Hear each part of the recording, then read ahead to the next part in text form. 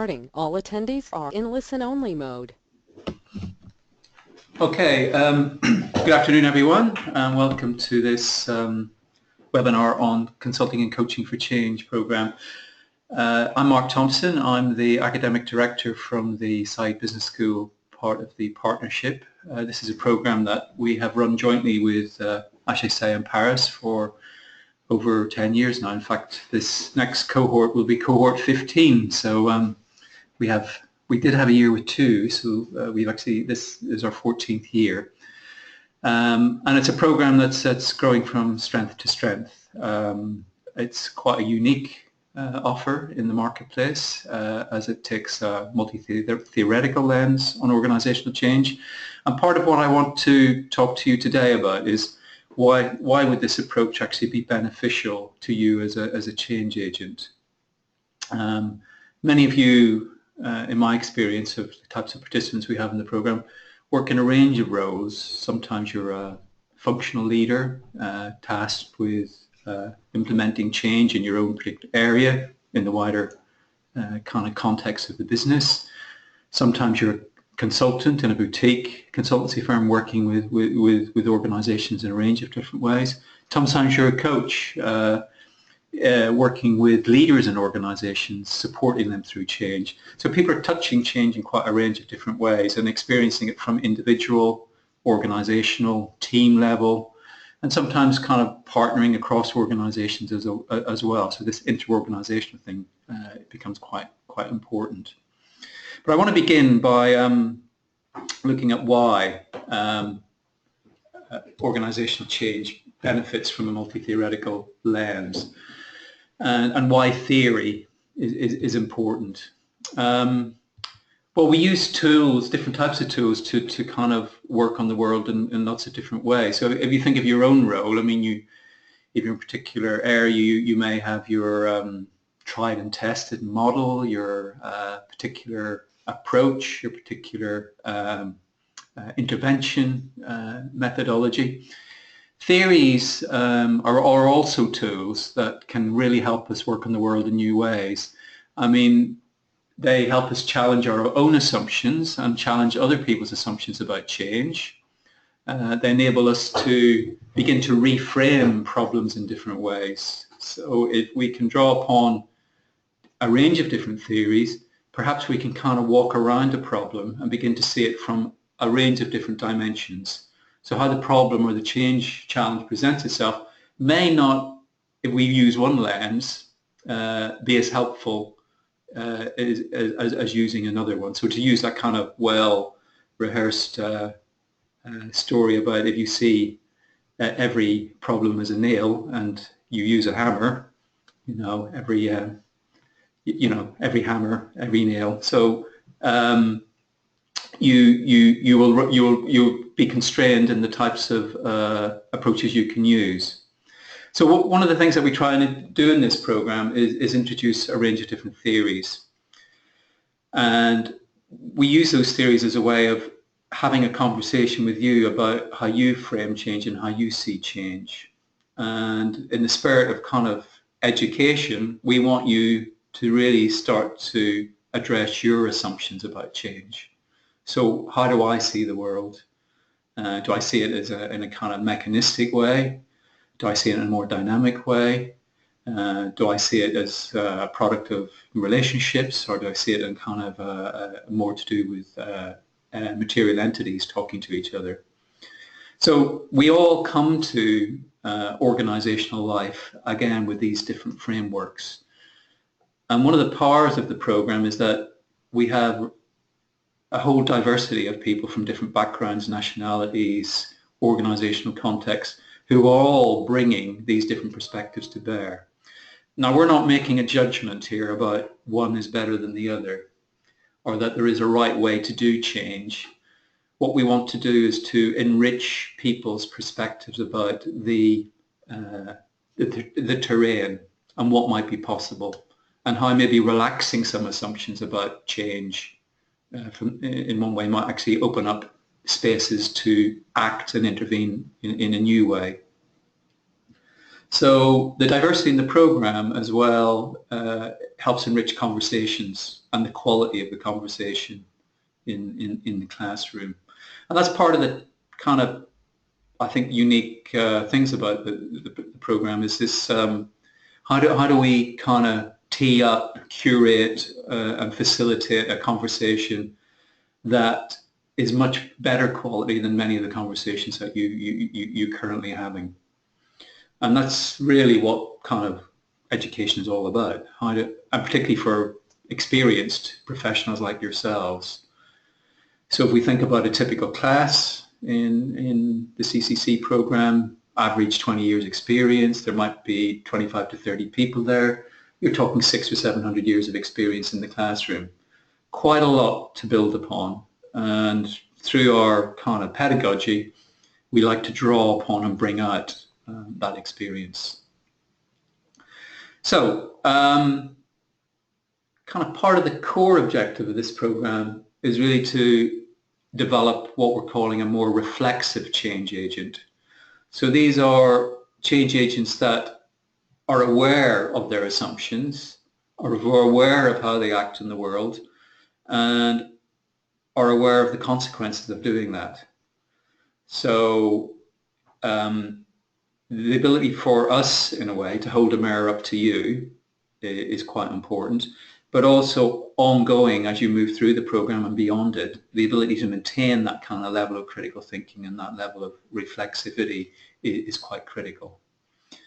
So a multi-theoretical lens then can achieve a range of different objectives and making you a better change agent. So some of the things that of why this kind of approach is important is to do with the complexity of the change that we're facing in the world today. That many changes are so that there's lots of unintended consequences. They quite often be systemic. That change is quite often emergent, that we don't really understand how it develops and how it might develop. And in order to kind of be more adaptive to change, we need to be aware of how we turn up, how we understand change. We need to be kind of feeling happy in our insecurity about the uncertainty that is facing us. And part of the program is not only about introducing you to theory, but it's also about developing you as a person as you go through the program. So there'll be a range of different activities and feedback exercises and group discussions, and we may be using things like the arts and humanities as ways of you beginning to really feel more comfortable as a person, as a change agent, understanding yourself in the spirit of kind of being yourself as an instrument of change. How do you kind of come to terms with that and understand where you can work most effectively? And clearly the class in that perspective is also a valuable resource. So the class in a way is like a mini organization. It has all the dynamics of a mini organization, and we like to work with that through the modules. And the different people that attend the course are also a valuable resource for you as well, because they can provide insight, feedback, perspectives that can help you grow as well. So I think, as I said, the program creates the opportunity to read experiences, understand different perspectives, understand how people view these things from a range of different ways, and hopefully lead to both personal growth and also growth in terms of your knowledge of the range of theories and potential intervention strategies.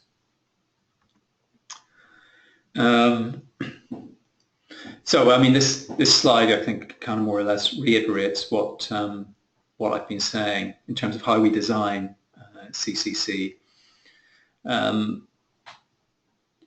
We're very keen on designing different types of spaces for you to work. So, for example, in the notion of reviewing being a very important activity in any kind of change agent work. We build in a review process at the start of each day and also at the end of each day, so that we can open up opportunities for people to challenge the knowledge or what we've been working with that day, to make sense of it a bit more, but also as a way of kind of questioning themselves as well and what they might kind of do when they go back to their own practice. The other thing that we like to do, because some of the work you'll be asked to get involved in, would be quite demanding as well, to make sure that things are psychologically safe for you. So if you are doing different types of activities, that you feel comfortable enough to be able to explore, new identities, new processes, understand the emotional impact of these things. Because part of the CCC program is also about working on your identity as a change agent. As with any educational program, personal change is involved, and part of the kind of 14, 16 months, the dissertation, the essays that you'll be involved in, is also about you beginning to narrate your story over time about what type of change agent do you want to become. So we will be kind of helping you by giving you readings, theories, cases, activities. This kind of learning environment will be a way for you, it'll be like a kind of a mechanism for you to work on yourself and really to understand, how am I going to emerge from this kind of program and present myself perhaps in a different way, tell a different story, one that I feel more comfortable with, where I want to work. So what type of change agent do I want to become, do I want to be, is an important question that people hold across the modules. And the other thing that they hold is kind of, well, I do a lot of this stuff in practice, but what does it mean in theory? I mean, how can I make sense of my practice in theoretical terms? And there's nothing as useful as a good theory to kind of, as a shorthand, to be able to communicate, to be able to move on more quickly from context to context, to sort of translate your knowledge from context to context. So those two kind of questions are ones that people quite often hold across all the modules. I've touched upon some of the kind of pedagogic tools that we use, and here I kind of laid out in a more systematic way how that works. I mean, you'll be required to write an essay after each module, and those essays you'll be assigned a tutor, and you work closely with the tutor across the program as a whole. The tutor is responsible for giving you critical feedback on the essay, helping you with reading, helping you kind of structuring your thinking. They also help with the dissertation process and kind of defining what the problem is you want to work on, what theories might be helpful in kind of expanding that kind of problem and making it more tractable, and also helping you with the methodology. How might I go about researching this? And the tutor is a very, very important kind of relationship as it runs through the program, because you'll get considerable level of personal challenge, and that goes back to those kind of main questions that you're holding. Make sense of your practice, your identity work that you're doing in terms of the change agent I want to become. So use that kind of relationship very, very well. I think it's a very powerful one across the program. The other thing that we do is we set up learning groups, generally of 6 people, and they have a range of different kind of tasks. I mean, one is you can allocate readings amongst each other. You can have intermodule conversations. People can kind of give synopsis of what they read. You can have discussions about that. So it's a way of kind of making the work easier, but also more interesting, because you're also getting different views of what people have seen in these readings. The learning groups also provide an opportunity to kind of debrief modules as well about what came out of them. And they also provide a support for the actually I'm just looking at it, there's a spelling mistake there, a leaning group, but it's a bit of a Freudian slip as well, because actually the learning groups are also provide a support actually for the dissertation process as well, you know. So you are leaning on each other in a way, and sharing and helping each other through that process. I've talked about the dissertation and also the reading. There is, you know, a reasonable amount of reading across this program. And one of the things that, you know, we encourage you to do is how to kind of read these things a bit more critically. So that's the kind of pedagogic model that we're drawing upon. I've talked about the tutors in terms of their role, and the types of the way that they create reflexive learning processes. We also encourage you to kind of write diaries as well. So, you know, we provide you with a kind of book at the beginning of the program, and we encourage you to kind of, you know, commit your own thoughts and reflections on a kind of pretty regular basis to kind of make sense of what's been happening in the room, what your views are, what you're thinking about things. And that can be quite a really, really helpful kind of storyboard for evolution of your thinking across the program.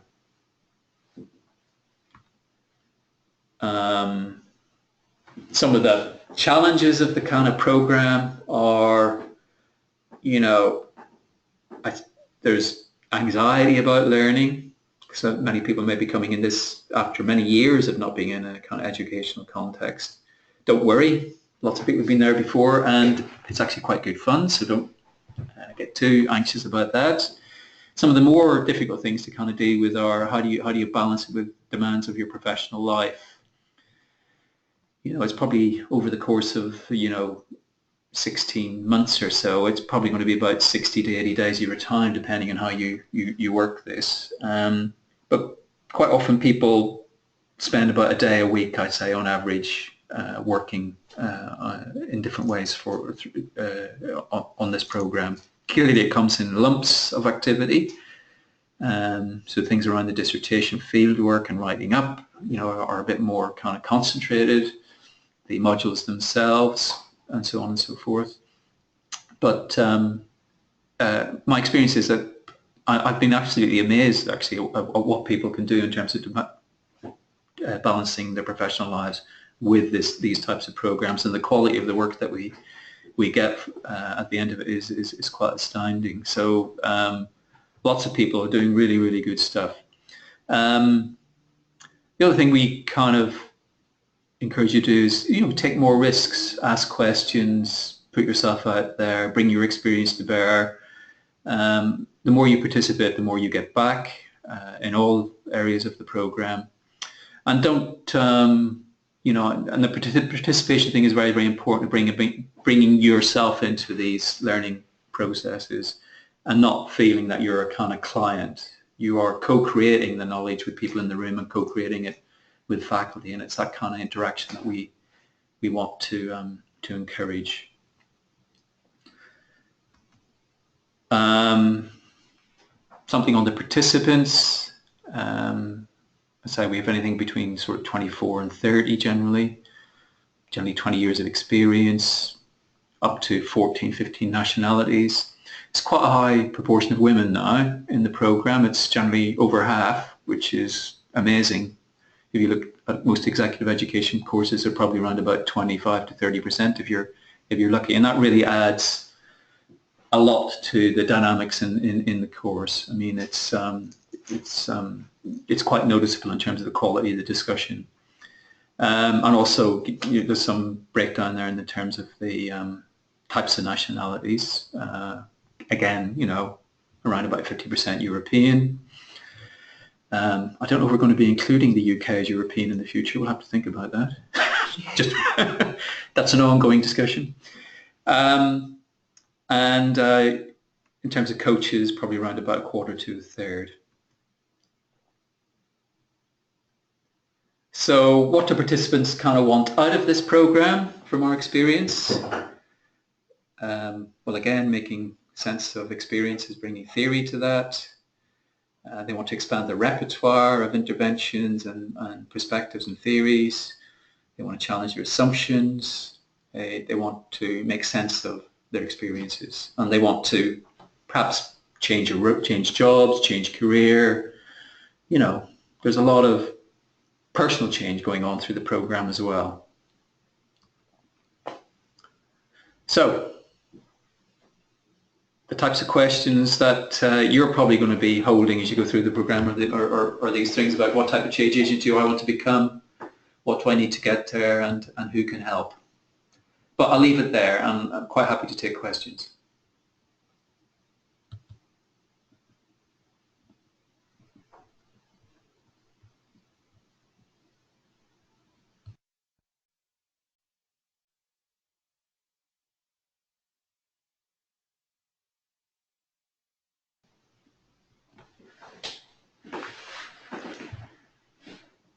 Do people write questions or do they talk? So if you want to write a question, just fill in the box and I'll respond.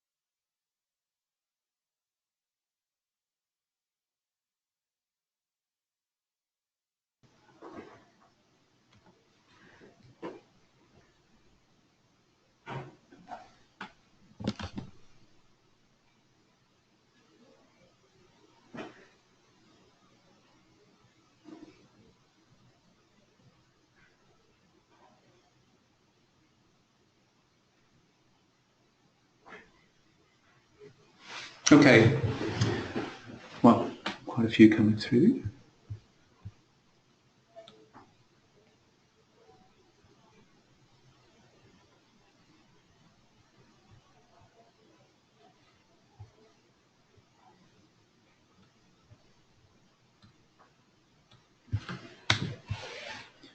Okay, I've had a few questions about what do people go on to do after they kind of do CCC. There's a number of different pathways that I suppose that I've seen emerge over the years. I mean, one is sometimes the program is a space where people move from kind of a career within a large kind of formal organization, maybe a multinational or whatever, where they're looking to transition into more of a portfolio role, and it helps them bridge to that role in terms of becoming a kind of independent consultant or setting up their boutique consultancy firm. I've seen others who have, during the program, identified an area and said, that's where I kind of want to work. I want to work with, to give an example, positive deviance is a kind of framework we work with in one of the modules. We've had 2 or 3 people who have successfully set up consultancy businesses working in private and public sector using that particular approach. I've had others who have decided that they want to kind of do more individual level work. They've quite often been, involved in, say, for example, large IT transformation programs. But, part of the reason they come on the program is because quite often those programs, run into trouble, and they're quite often to do with human behavior and behavioral issues. And they can see that, and that's part of what intrigues them, and that's why they come in the program. And through the program, they kind of want to work more on the individual level. So they go on after the program to develop, coaching as a role or something that they see as important and become full-time coaches. Others go back to their organizations and get promoted, actually. It tends to be a bit of the story. So I have one person in the current module who works for a large international governmental organization, and she's been offered the job of head of change as a result of coming on the program. I've had others who, as a result of it, have kind of taken on much larger roles or kind of applied for kind of organizational change roles within their businesses. So some of that is quite common. Other questions that I've got. How are tutors assigned in the program? Well, as part of the interview process, we get an idea of what you're interested in, what types of topics, and we have a discussion as a group. We decide, okay, this person's interests seem to align with your kind of area of knowledge and expertise. Maybe you'd be interested in taking them on. So we kind of do a loose bit of matching around that. But the other thing is that the tutors are very, very competent across a range of different areas, and we have the wider academic networks in both HEC and Oxford to draw upon as well to help tutors, to help you in the work that you're doing. So the matching process is like that. Do people may say, do people change tutors as a result of the during the program? My experience, rarely if ever happens. The relationship generally works pretty well because our tutors are very kind of adept at working with, starting where you're at and working with you in terms of what you want to achieve. So we're very open to, starting and accompanying you along this journey. Other questions that are here. The number of times you meet during the course. There are 7 modules, so those happen every 6 to 8 weeks, and they're 4.5 days each. Now, of course, people can meet in learning groups in between that if they want, but quite often because of the kind of geographical dispersion, people do that virtually. So there's opportunities to use virtual media for that. What else have we got?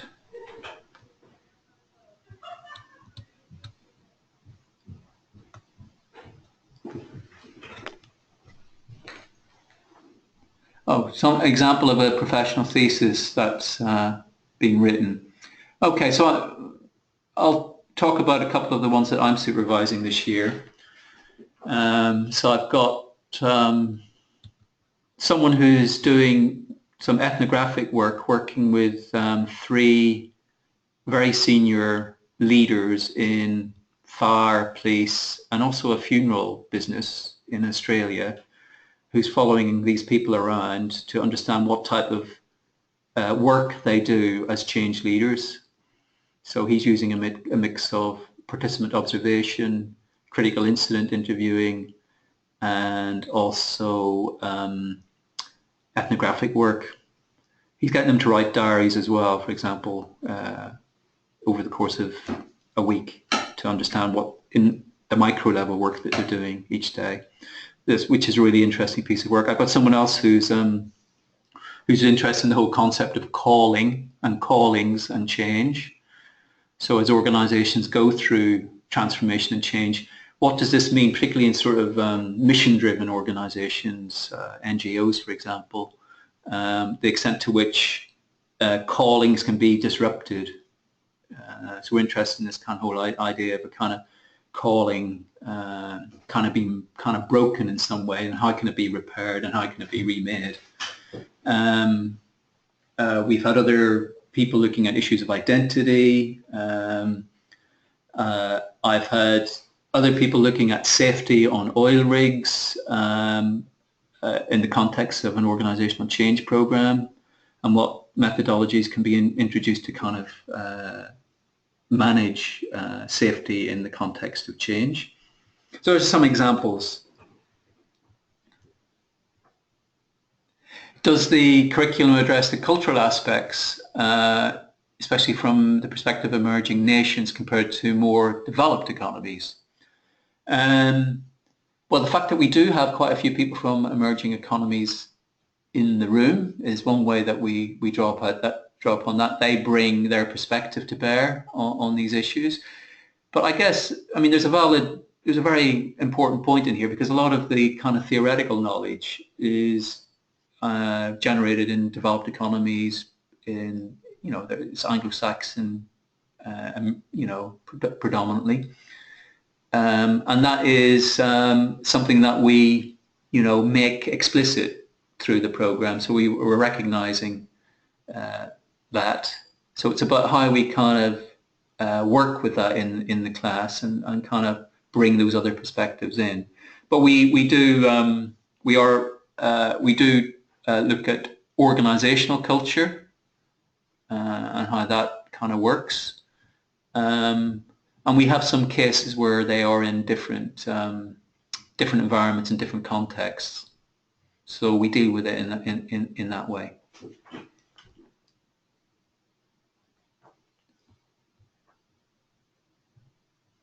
What if you missed a module? Okay. Well, we hope you don't actually. But if it's a very good reason, and I don't need to go into what that might be, we then ask you to repeat the module the following year because we don't want you to lose the opportunity of going through that kind of process. So we have had no one this year. I think it's about 3 years since that's happened. We have had someone, for unavoidable reasons, miss the module, and they've taken the module the next year. So that's how we deal with it.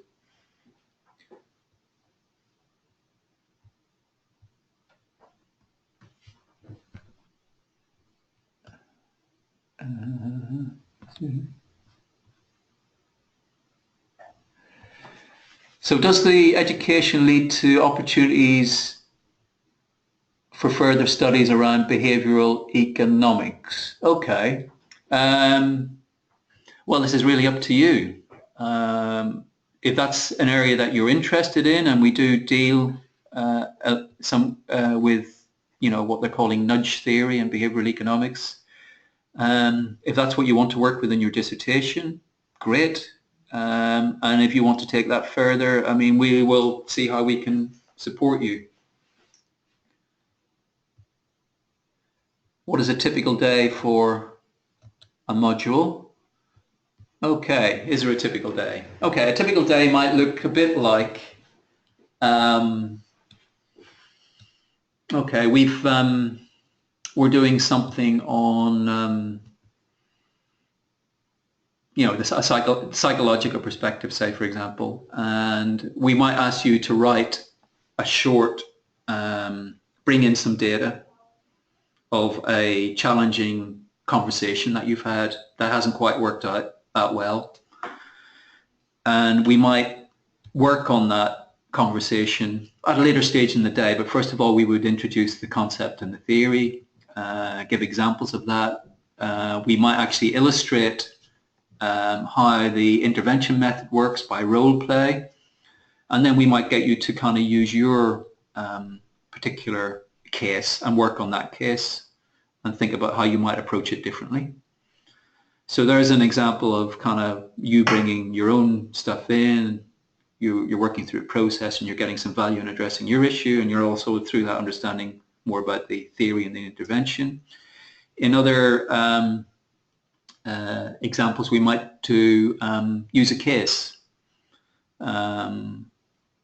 which actually could be a case from the class as well, and use that to work on. Other ones might be which are more standard teaching, so where we're bringing in, introducing the frameworks, giving examples of how it's worked in practice, getting discussion around that and about the issues, and then thinking about how you might apply it to your context.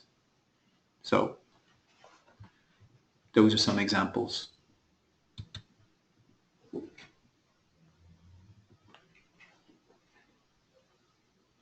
Examples of change case studies that are tackled in the program.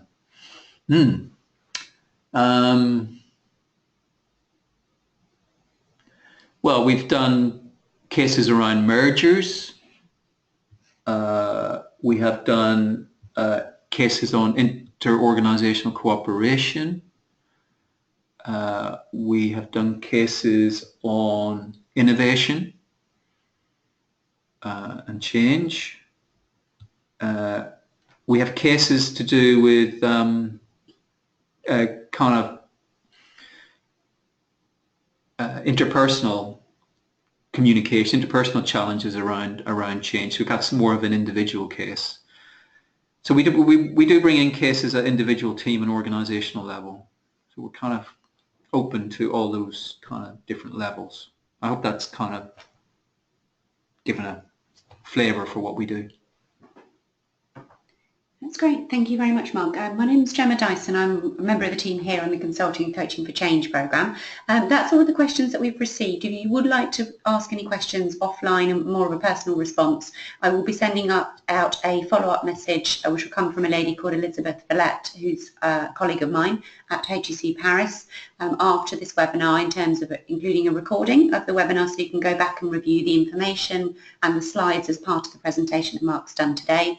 And also there will be contact details on that email to allow you to have a discussion with Elizabeth and the team at HEC Paris, who manage the admissions process for us. Or also, if you'd like to ask any questions of Mark directly, then Elizabeth can pass them on to Mark, who I'm sure will be very happy to answer any further questions. Thank you.